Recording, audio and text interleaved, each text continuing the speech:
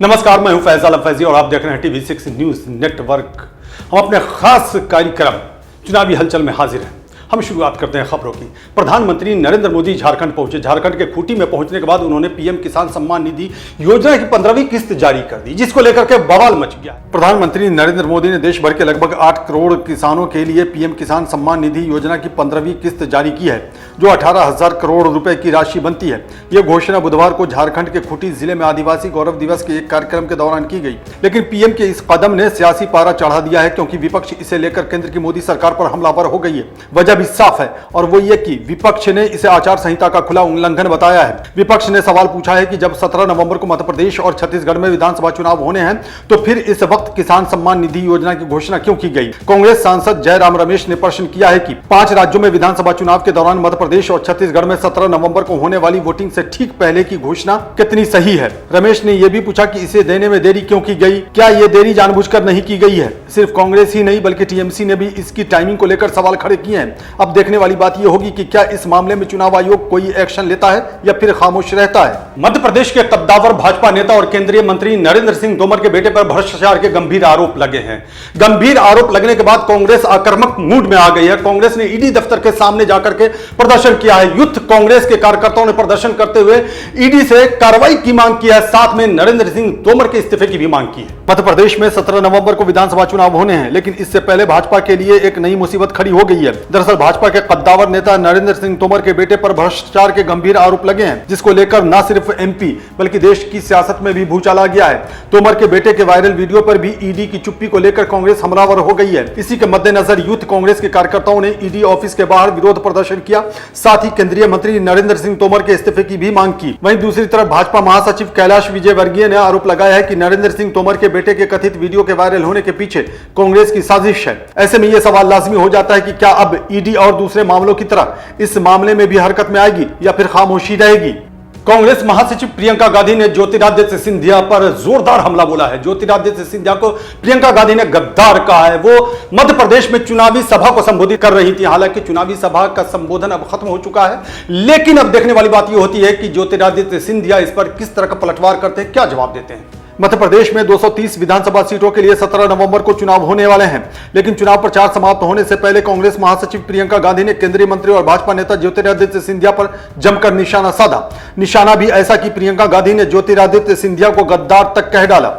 चुनावी सभा में मौजूद लोगों से ही प्रियंका ने पूछ दिया कि क्या आप सिंधिया जी को जानते हैं। हमने उत्तर प्रदेश में एक साथ काम किया हुआ है। बात यहीं पर खत्म नहीं हुई। इस मौके पर प्रियंका गांधी ने सिंधिया पर तंज कसते हुए कहा कि वो कद में तो थोड़े छोटे हैं, लेकिन अहंकार में तो भाई वाह। ऐसे में देखने वाली बात यह होगी कि प्रियंका गांधी के इन आरोपों का जवाब सिंधिया कब और कैसे देते हैं। राजस्थान विधानसभा चुनाव के मद्देनजर भाजपा ने संकल्प पत्र जारी कर दिया। संकल्प पत्र में पीएम किसान निधि योजना के अंतर्गत आने वाली राशि को बढ़ा दिया गया और 12,000 कर दिया गया है। भारतीय जनता पार्टी ने राजस्थान चुनाव के लिए अपना संकल्प पत्र जारी कर दिया है। संकल्प पत्र में भाजपा ने वादों की झड़ी लगा दी है। संकल्प पत्र की खास बात यह रही कि इसमें पीएम किसान सम्मान निधि की राशि को बढ़ाकर 12,000 रुपए प्रतिवर्ष करने की घोषणा कर दी गई है। 12वीं पास करने वाली मेधावी छात्राओं को मुख्यमंत्री फ्री स्कूटी योजना के तहत स्कूटी देने की भी घोषणा की गई है। सरकार बनने पर अगले 5 वर्षों तक 2.5 लाख सरकारी नौकरियां देने का भी वादा किया गया है। लाडो प्रोत्साहन योजना के तहत बालिकाओं के जन्म पर 2 लाख के सेविंग बॉन्ड से वित्तीय सहायता प्रदान करने का वादा किया गया है। साथ ही पीएम उज्ज्वला योजना से गरीब परिवारों की महिलाओं को 450 रुपए में सिलेंडर दिए जाने का भी वादा किया गया है। इसके अतिरिक्त और भी बहुत सारे वादे संकल्प पत्र में किए गए हैं। देखने वाली बात यह होगी कि भाजपा के जरिए संकल्प पत्र के सहारे किए गए वादों की लंबी फहरिस्त का राजस्थान की जनता पर क्या असर पड़ता है। चुनावी नतीजों से तस्वीर साफ हो जाएगी। राजस्थान में भाजपा के जरिए जारी किए गए संकल्प पत्र को मोदी गारंटी का नाम दिया गया है, तो दूसरी तरफ कांग्रेस ने भी 7 गारंटी की घोषणा की है। देखने वाली बात यह होती है कि जनता किस गारंटी पर ज्यादा विश्वास करती है। नतीजे जब आएंगे तो तस्वीर बिल्कुल साफ हो जाएगी। देखिए रिपोर्ट। राजस्थान में भाजपा ने संकल्प पत्र जारी कर दिया है, जिसे मोदी गारंटी का नाम दिया गया है। बताया जा रहा है कि मोदी गारंटी कांग्रेस की 7 गारंटी का एक तरह से जवाब है। लेकिन इस तरह की बातें भी सामने आ रही कि राजस्थान में हो रहे विधानसभा चुनाव के लिए मोदी गारंटी का नाम क्यों दिया गया है, जबकि ये एक राज्य का चुनाव है। वहीं कांग्रेस की 7 गारंटी को लेकर मुख्यमंत्री अशोक गहलोत का कहना है कि सरकार बनने पर इन सभी गारंटियों को लागू किया जाएगा। कांग्रेस की 7 गारंटियों की राज्य में जोरों से चर्चा की जा रही है। अब जबकि कांग्रेस और भाजपा ने लोगों से कई तरह के वादे कर दिए हैं, तो वोटर्स किस पार्टी के वादों पर भरोसा करती है, इस पर सभी की निगाहें जा टिकी हैं, जिसका रिजल्ट 3 दिसंबर को आना है।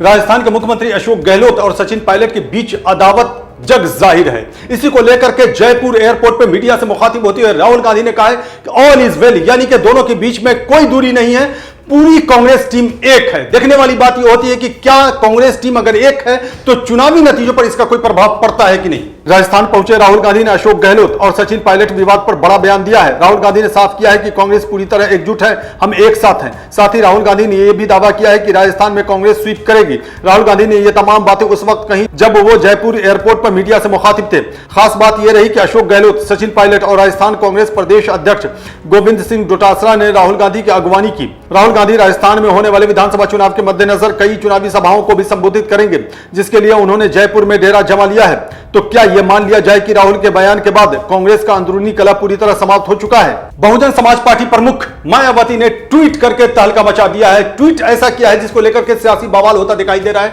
मायावती ने कहा है कि जो चुनाव हो रहे हैं कई राज्यों में, इसमें भाजपा जीत जाए लेकिन कांग्रेस नहीं जीत, इसको लेकर के कई तरह के बयान सामने आ रहे हैं। मायावती पर यह इल्जाम पहले भी लगता रहा कि वो भाजपा की पिछलग्गू हैं। देखने वाली बात होती है कि अब मायावती का इससे क्या फायदा होता है या नुकसान। राजस्थान में चुनाव प्रचार के लिए आने से पहले बहुजन समाज पार्टी सुप्रीमो मायावती ने एक ऐसा ट्वीट किया है जिसको लेकर सियासी चर्चाएं जोरों पर हैं। मायावती ने सोशल मीडिया साइट एक्स पर ट्वीट किया है कि एमपी, छत्तीसगढ़, राजस्थान आदि में मतदान पूर्व चाहे भाजपा जीत जाए लेकिन कांग्रेस को नहीं जिताना चाहिए। जैसा विशुद्ध व गलत फर्जी वीडियो का कांग्रेस द्वारा प्रचारित करना दुर्भाग्यपूर्ण एवं उनकी हताशा का प्रतीक है। यह षड्यंत्र बीजेपी की मजबूत स्थिति को देखते हुए है, लोग सावधान रहें। मायावती के इस ट्वीट के बाद खुद मायावती के लिए सियासी मुश्किलें पैदा हो सकती हैं, क्योंकि उन पर यह आरोप लगता रहा है कि वो भाजपा को लेकर नर्म रुख अपनाती रही हैं, जिसका उन्हें सियासी नुकसान भी उठाना पड़ सकता है। 17 नवंबर को छत्तीसगढ़ में दूसरे चरण का मतदान होना है। 70 सीटों पर यह वोटिंग होनी है। देखने वाली बात यह होती है कि जनता किस तरफ जाती है, किसे जिताती है, किसके सिर पर ताज सजाती है। छत्तीसगढ़ में दूसरे चरण के मतदान का वक्त बहुत कम बचा है। 17 नवंबर को दूसरे चरण में 70 सीटों के लिए मतदान होने वाले हैं। इसको लेकर उम्मीदवार अब जनता के द्वार पहुंचकर अपने लिए वोटिंग का आग्रह कर रहे हैं। कुल 22 जिलों में 70 विधानसभा सीटों पर चुनाव होने हैं, जिसको लेकर प्रशासन की तरफ से तैयारी भी पूरी कर ली गई है।